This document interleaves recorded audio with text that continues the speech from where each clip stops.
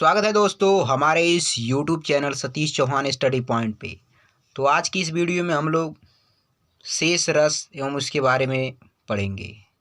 इसके पहले वीडियो में हमने रस एवं उसके महत्वपूर्ण अंक के बारे में बताया था। तो जिन लोगों ने उस वीडियो को नहीं देखा है तो प्लीज़ हमारे channel Satish Chauhan study point पे जाकर उस वीडियो को देख सकते हैं। तो चलिए आगे शुरुआत करते हैं। दूसरा रस है जिसका नाम है हास्य रस। क्या नाम है?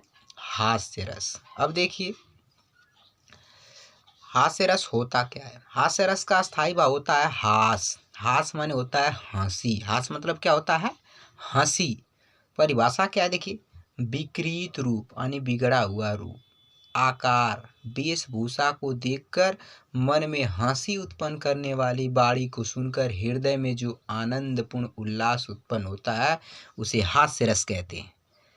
देखिए यानी ऐसी बिगड़ा हुआ रूप, आकार तथा वेशभूषा को देखकर हमारे हृदय में जो हंसी के भाव उत्पन्न होते हैं उसी को ही हास्य रस कहते हैं। और हास्य रस का स्थायी भाव होता है हास। ठीक है, अब एक उदाहरण के माध्यम से हम लोग देखेंगे। पहला उदाहरण है, शीश पर गंगा आसे भुजनी भुजंगा आसे हासही को दंगा भयो नंगा के विवाह में। इस उदाहरण में बताया गया है कि जब भगवान श्री शिव शंकर जी की शादी हो रही थी तो उनके विवाह में सभी सांप बिच्छू कीड़े मकोड़े सभी लोग हंसते हंसते हुए बारात में जा रहे थे। तो उस हंसी के भाव का यहाँ वर्णन किया गया है। दूसरा, बिन देखे वासी उदासी तपो व्रतधारी महाबिनु नारी दुखारे गौतम तीय तरी तुलसी सोच कथा सुनी में मुनि बंद सुखारे। इस उदाहरण में भगवान श्री राम जी की सुंदरता के बारे में बताया गया है। ठीक है, यहाँ उनके सौंदर्य रूप को देखकर हंसी के भाव उत्पन्न है। ये हास्य रस का दूसरा उदाहरण है। ठीक है दोस्तों, आगे देखते हैं। अगला रस पढ़ेंगे, इसमें पढ़ेंगे करुण रस। कौन सा रस? करुण रस। तो देखिए ये क्या होता है। करुण मतलब होता है शोक, अशोक मतलब होता है दुख। शोक मतलब क्या होता है? दुख। तो अब देखिए इसकी परिभाषा है कि प्रिय वस्तु के विनाश से यानी कोई अच्छी वस्तु के नष्ट हो जाने से हमें जो दुख उत्पन्न होता है उसे करुण रस कहते हैं। इसका स्थायी भाव शोक होता है। प्रिय वस्तु के विनाश से जो अर्थात कोई अत्यधिक प्रिय वस्तु है उसके नष्ट हो जाने से हमारे अंदर जो दुख का भाव उत्पन्न होता है उसे ही करुण रस कहते हैं। ठीक है, तेरा करुण रस। अब इसका उदाहरण देखिए। अभी तो मुकुट बंधा था माथ हुए कल हल्दी के हाथ खुले भी न लाज के बोल खिले थे चुंबन शून्य के पोल हाय रुक गया यही संसार बना सिंदूल अनंग बात हतलतिका यह सुकुमार पड़ी है छिन्ना धार। तो इस उदाहरण में बताया गया है कि देखिए कि मुकुट का बांधना, हल्दी के हाथ होना, लाज के बोल का न खुलना उद्दीपन है और वायु से घायल लतिका के समान नायिका का बेसहारा होना अनुभव है। इस तरह यहाँ एक नायिका के दुखों के बारे में बताया गया है। तो यहाँ कौन सा रस है? करुण रस। आगे देखते हैं। देखिए, विपत्ति बटावन बंधु बाहु बिन करौ भरोसे काको। यानी विपत्ति के समय भाई अपनी बाहों को हटा लेता है, तब हम किसके भरोसे रहेंगे? अर्थात यहाँ दुख के बारे में बताया गया है।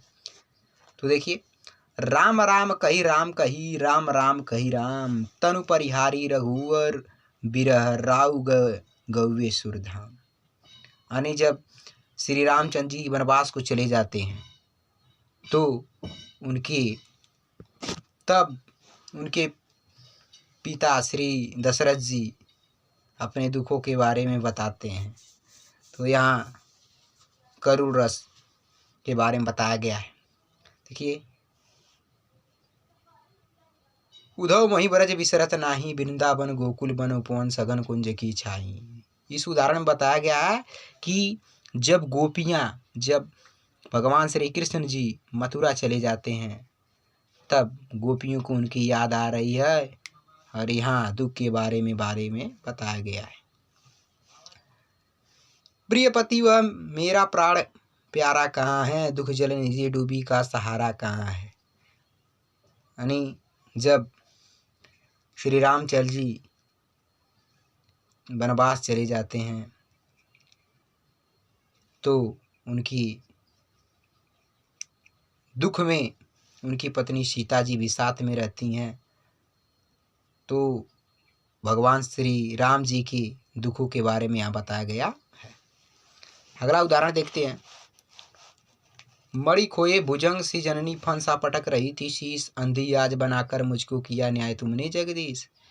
ये इस उदाहरण में बताया गया है कि जिस प्रकार मणि के खो जाने पर इच्छाधारी सांप अपने फन को पटक पटक कर अपने प्राणों को त्याग देता है, ठीक उसी प्रकार श्रवण कुमार की मृत्यु हो जाने पर उनकी माता विलाप करते हुए अपने सर को पटक पटक रही थी, अपने प्राणों को न्यौछावर कर देती हैं। तो यहाँ दुख के बारे में बताया गया है। आगे देखते हैं। चौथे रस का नाम है वीर रस। अब देखिए, वीर रस का स्थायी भाव होता है उत्साह। क्या होता है? उत्साह। तो अब वीर रस कहते किसे हैं? देखिए, युद्ध अथवा किसी कठिन कार्य को करने के लिए हृदय में यानी मन में जो उत्साह जागृत होता है उसे वीर रस कहते हैं। यानी जब किसी देश के द्वारा हमारे ये देश पे युद्ध के समय हमारे मन में जो उत्साह नामक स्थायी भाव जागृत होता है उसे क्या कहते हैं? वीर रस कहते हैं। उदाहरण देखिए, पहरी ध्वजा भड़की भुजा बलिदान की ज्वाला उठी, निज मात्र भूमि के मान में चढ़मुंड की माला उठी। यहाँ उत्साह के बारे में बताया गया। सामने टिकते नहीं वनराज पर्वत डोलते हैं। तीसरा उदाहरण है, अमर्त वीर पुत्र हो दृढ़ प्रतिज्ञ सो चलो, प्रशस्त पुण्य पंथ है बढ़े चलो बढ़े चलो। तो ये है वीर रस का उदाहरण। पांचवें रस का नाम है शांत रस। देखिए, तत्व ज्ञान की प्राप्ति तथा संसार से वैराग्य होने पर शांत रस की उत्पत्ति होती है। अर्थात जहाँ न दुख है, न सुख है, न द्वेष है, न राग है, न ही कोई इच्छा। ऐसी स्थितियों को मुनियों ने शांत रस कहा है। शांत रस का स्थायी भाव होता है निर्वेद। क्या होता है? निर्वेद। फिर समझ लीजिए कि जहाँ पर संसार से वैराग्य हो जाने पर ज्ञान की प्राप्ति होती है तो उसे शांत रस कहते हैं। उदाहरण देखिए, कबहू हूँ यही रहनी रहूंगो, श्री राग रघुनाथ कृपालु कृपा ते संत स्वभाव रहूंगो। शांत रस का उदाहरण दूसरा है, राम नाम की लूट है, लूट सके तो लूट, अंतकाल पछताएगा जब प्राण जाएंगे छूट। यहाँ ये बताया गया है संसार से, इस मोह माया के संसार से दूर होने के बारे में बताया गया है। तो इस प्रकार यह शांत रस है। आगे देखते हैं। छठवें रस का नाम है भक्ति रस। तो देखिए, भक्ति रस का स्थायी भाव होता है देव विषयक रति। अब भक्ति रस होता क्या है?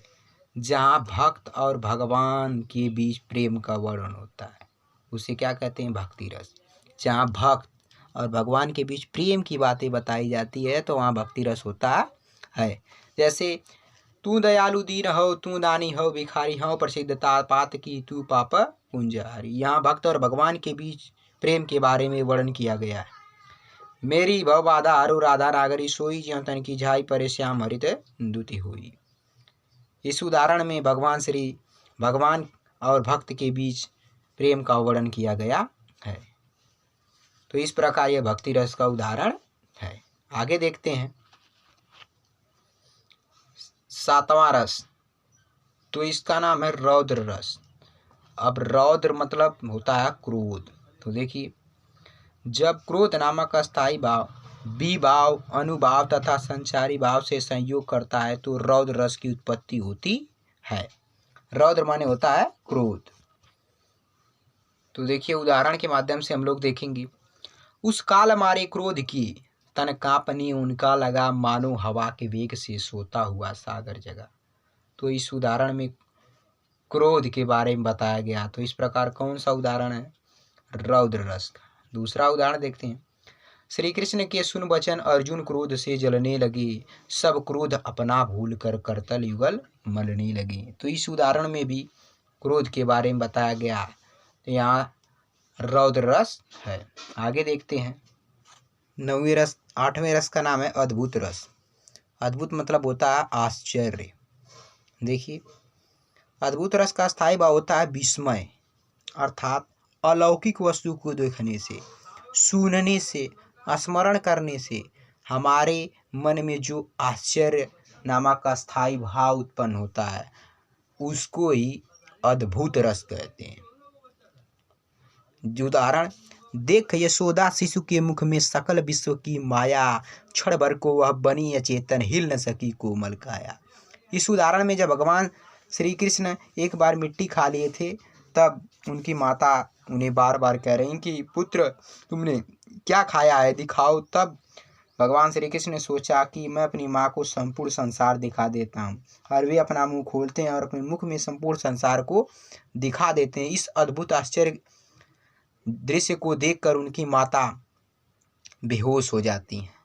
तो यहाँ आश्चर्य के बारे में बताया गया तो अद्भुत रस है। दूसरा उदाहरण है, बिनु पद चलय सुनय बिनु काना, करे बिनु करम करे विधि नाना, आनन रहित सकल रस भोगी, बिनु पाणी वक्ता बड़ि जोगी।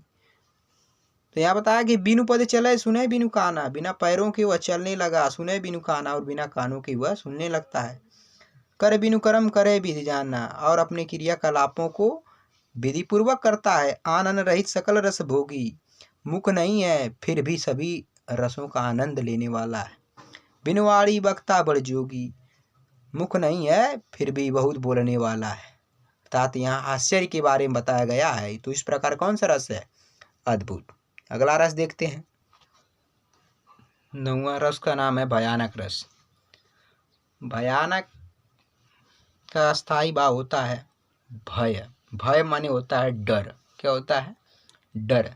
तो देखिए, हिंसक जंतुओं के दर्शन, भयंकर शोर से उत्पन्न भय को भयानक रस कहते हैं। यानी भयानक जंतुओं को एकाएक देखने और उनके शोर होने से जो हमारे अंदर भय नामक अस्थायी भाव उत्पन्न होता है उसे भयानक रस कहते हैं। देखिए, उधर गरजती सिंधु लहरिया, कुटिल काल के जालों सी, चली आ रही फेन उगलती फन फैलाए ब्यालों सी। यानी जब बाढ़ आ जाती है उस समय के बारे में बताया गया है कि उधर गरजती सिंधु लहरिया, एक तरफ सिंधु नदी गरज रही है, कुटिल काल के जालों सी, चली आ रही फेन उगलती फन फैलाए ब्यालों सी। और वे नदियाँ इस प्रकार बह रही, झाग को लिए बह रही, और ऐसा प्रतीत हो रहा है कि जब उसमें लहरें उठ रही हैं तो कोई सांप अपने फन को फैला हुए बैठा, ऐसा प्रतीत हो रहा है। इस भयानक दृश्य के बारे में बताया गया। तो इस प्रकार यहाँ भयानक रस है। दूसरा उदाहरण है, नभते झटपट बाज लखी, मूल्यो सकल प्रपंच, कंपित तन व्याकुल नयन, लावक हिल्यो निरंज। तो इस उदाहरण में भी भयानक डर के बारे में बताया कि नभते झटपट बाज लखी, कि आकाश को डूबता हुआ, यानी शाम के समय सूर्योदय को देखते हुए डूबता हुआ सभी बाज और व्याकुल हो जाते हैं कि ये क्या हो रहा है। इस प्रकार ये यहाँ भयानक रस है। ठीक है दोस्तों, अगला रस देखते हैं। 10वें रस का नाम है विभत्स रस। देखिए, विभत्स माने होता है जुगुप्सा। जुगुप्सा माने आप घृणा होता है। अब देखिए क्या होता है कि मन के प्रतिकूल वस्तु देखने पर जिससे हमें घृणा उत्पन्न हो, ग्लानि उत्पन्न होती है, उसे विभत्स रस कहते हैं। यानी ऐसा दृश्य जिसे देखने पर हमारे अंदर बहुत ही घृणा उत्पन्न होती है, बहुत बुरा प्रभाव पड़ता है हमारे हृदय पर, तो उसे विभत्स रस कहते हैं। ठीक है। कोई अतरणी की पहरी माल इतरावत दिखावत, कोई चर्बी ले चोप सहित निंजंगनी लावत। इस उदाहरण में बताया कि जब कोई जानवर, किसी जंतु की मृत्यु हो जाती है तो अनेक कीड़े मकोड़े तथा कौवे, जितने भी मांसाहारी जानवर होते हैं उस मांस को खाते हैं और उधर लेकर भागते हैं। तो इस के बारे में बताया गया है। सिर पर बैठो काग आँख दो, खात निकारत, खींचत जीवहीं सियारते ही आनंद उर्धावत।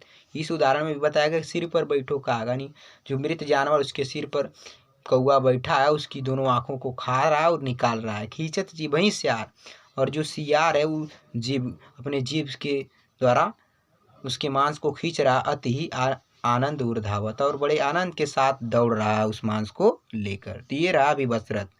लास्ट रस देखेंगे जिसका नाम है वात्सल्य रस। तो देखिए, वात्सल्य रस क्या होता है कि माता पिता का संतान के प्रति जो प्रेम होता है उसे वात्सल्य रस कहते हैं। अर्थात जहाँ माता और पुत्र, चाहे पिता और पुत्र के बीच प्रेम का वर्णन हो तो उसे वात्सल्य रस कहते हैं। देखिए, ठुमुक ठुमुक राम चले बाजे पैजनिया, इस उदाहरण में भगवान रामचंद्र जी के बारे में बताया गया है। ठीक है, कि ठुमुक ठुमुक राम चले बाजे पैजनिया, कि धीरे धीरे रामचंद्र चलते हैं, उनकी पैजनिया, उनकी पैरों में बजी पैजनिया बाज रही है। तो यहाँ उनकी माता और उनके पुत्र के बीच प्रेम का वर्णन किया गया। इस प्रकार यहाँ वात्सल्य रस है। दूसरा उदाहरण है, किलकत कान घुटरवन यावत मणिमय कनक नंद के आंगन भीम पकड़िए धावत। निनंद बाबा के आंगन में जब भगवान श्री कृष्ण जी किलकारियां मारते हुए उनके आंगन में अपनी परछाई को पाने के लिए दौड़ते हैं। तो ये रहा वात्सल्य रस। दोस्तों, मुझे उम्मीद है कि आपको ये वीडियो अच्छी लगी होगी। यदि वीडियो अच्छी लगी हो ज़्यादा से ज़्यादा लाइक करिए, शेयर करिए और कमेंट करिए। चैनल पर पहली बार हैं तो प्लीज़ चैनल को सब्सक्राइब कर लीजिए और जिससे तथा बेल आइकन को प्रेस कर दीजिए, जिससे आने वाली वीडियो की नोटिफिकेशन आपको मिलती रहे। ठीक है दोस्तों, तो अगले वीडियो में मिलेंगे, तब तक के लिए बाय बाय, धन्यवाद।